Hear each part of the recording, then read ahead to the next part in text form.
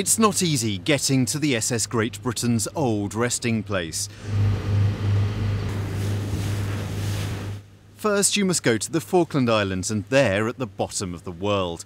Then you must hire a boat through stormy straits. This photo, taken from the bow of the Britain, showed her being hauled by two tugs in 1937 across these same chilly waters.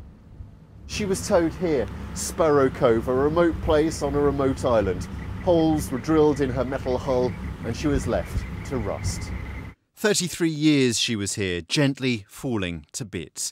But how did Brunel's marine masterpiece, once the finest, fastest, largest, most revolutionary ship, come to be down here? In 1886, the SS Great Britain was damaged badly as she tried to get round Cape Horn, so her crew struggled to the nearest safe harbour. That was here, Port Stanley. The repair bill was just too expensive, so her owners sold her to the Falkland Islands, and in these cold waters she was anchored. Still working, in a way, she was used as a storehouse, a floating storehouse. Brunel's great metal hull used to store coal, cotton and wool. Some Falklanders still remember these days. John Allen's uncle used to sail out to the store ship Great Britain in the mid-1930s, and he'd take 4-year-old John with him. I guess some of your earliest memories are actually on the SS Great Britain. He used to put me on his shoulders and up the Jacob's ladder and aboard, and while he pumped the bilges and dipped the bilges, I used to run around the decks, and then we'd have a little picnic together with sandwiches in the tween decks. And while she was afloat out here in this harbour? Yes, that's right. Yeah, that's when I really started my interest in the Great Britain. I loved the ship.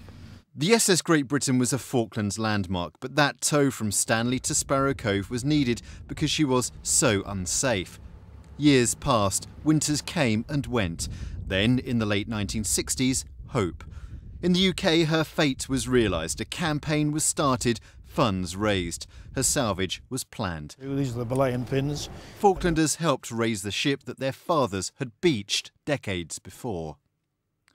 Willie Bowles was a Falklands carpenter. His job was to cut down Brunel's great masts ahead of the tow across the stormy Atlantic. Well, it's the biggest tree I think I've ever cut down. They were worried at the trip home because of the rolling around on the pontoon being towed, that the mast might just give them too much of a leeway one way or the other. So if they took the mast down, it would make it less, the righting moment of the ship in the rolling situation would be less troublesome to them. And I think for some of the rough weather they had getting home, I think it was a good idea. Masts removed, but the salvage teams faced a bigger problem. There was a crack in Brunel's mighty metal hull. It must be filled before floating. Falklanders remember the salvage's unusual plea, "Give us your bedding." They made a call on the radio here for people to supply new old mattresses, and apparently got a terrific response.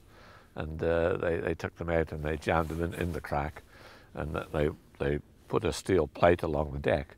And when she became buoyant, the crack closed, and there was awful banging and cracking, but they managed, and the mattress took a lot of the, stopped a lot of the water getting in, I guess. So the mattress did its job? I think they did their job, yeah. She sort of, it just popped up like a cork out of a bottle, if I remember right, off the ocean. She was, just sort of stuck in the mud, and it just popped up, and everything became sort of panic, hurry, hurry.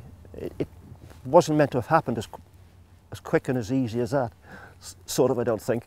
I don't think there was any thought of a failure. It would never happen. It was just that things wasn't quite ready, I think, when it did happen for the salvage crew.